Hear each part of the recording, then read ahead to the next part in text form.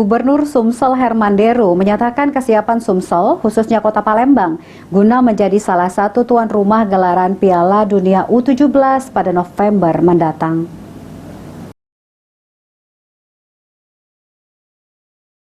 Setelah batal menggelar Piala Dunia U19 karena pencabutan tuan rumah dari FIFA, Indonesia akhirnya kebagian juga gelaran event Piala Dunia Sepak Bola, namun untuk U17. Kejuaraan ini rencananya digelar pada November mendatang. Atas rencana gelaran kejuaraan tersebut, Gubernur Sumsel Herman Deru yang ditemui usai hadiri sidang paripurna di DPRD Sumsel mengungkapkan kesiapannya jika Sumsel ditunjuk sebagai salah satu tuan rumah Piala Dunia U17.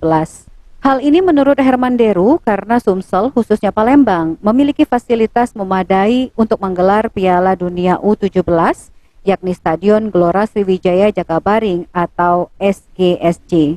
Ya. Sudah kesiapan kita, Pak? Yuk, U19 baik kita mateng, sudah apalagi U17.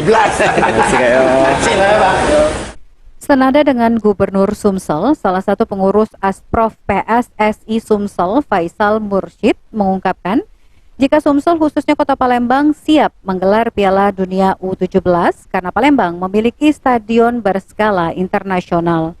Upaya dari pemerintah pusat, pemerintah Provinsi Sumatera Selatan, fasilitas yang dipunyai oleh Palembang ini sudah berstandar FIFA.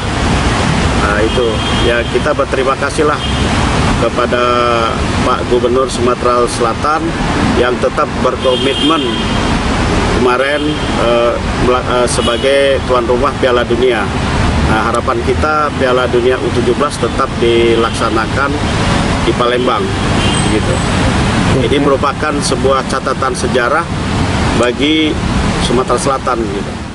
Namun demikian, sejauh ini PSSI sendiri sebagai induk sepak bola Indonesia belum secara resmi menunjuk kota yang akan menggelar Piala Dunia U17. Namun dari kesiapan dan infrastruktur, besar harapan Palembang menjadi salah satu tuan rumahnya. Firman Hidayat, PAL TV.